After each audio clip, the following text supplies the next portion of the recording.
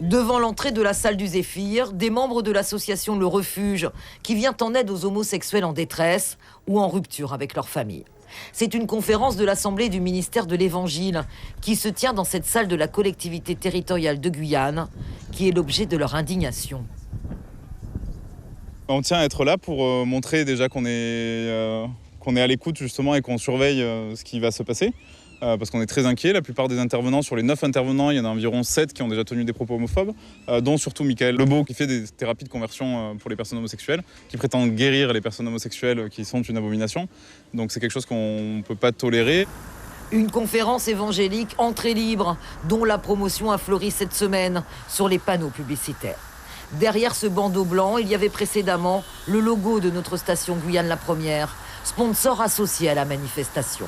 Ce communiqué de la direction de Guyane la Première indique l'utilisation frauduleuse de notre logo.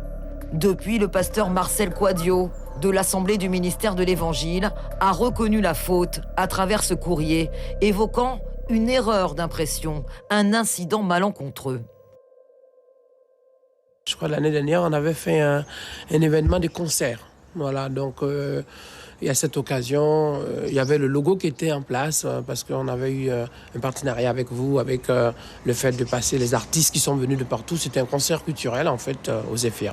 Donc, à la conception, ils ont fait du copier-coller. Alors, c'est aussi bête que ça, quoi. Donc, vraiment, je me suis excusé parce que ça sert à rien de faire ça, ça n'a rien à voir. D'autant plus qu'on sait très bien qu'un concert, c'est différent d'une conférence de culte. Mais il n'y a pas que cette erreur. Le logo de la CTG a aussi été apposé, là encore par mégarde, déclare le pasteur. C'était aussi une erreur, oui.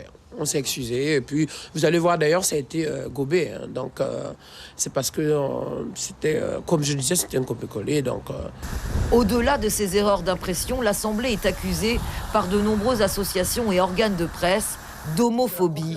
Le pasteur Quadio s'en défend. Non, mais on ne va pas dire que les homosexuels sont malades, c'est impossible. Et d'ailleurs, en tant qu'Église, on ne peut pas accuser les gens de malades. C'est pas possible, ça. Donc, on est fait pour aller prier pour les gens et je ne vois pas pourquoi une polémique qui gonfle et qui n'a pas droit d'être. J'y crois qu'à moitié, oui. Il suffit d'aller sur son Facebook, où il avait déjà posté que l'homosexualité était une abomination. Ça, c'est de l'homophobie. À une autre question, à savoir si la CTG a cédé à titre gracieux le Zéphyr, le pasteur est affirmatif. La salle a été louée, comme pour toute manifestation qui se tient ici, nous ont affirmé les organisateurs. Suivez l'info sur Guyane la Première, télé, radio et Internet.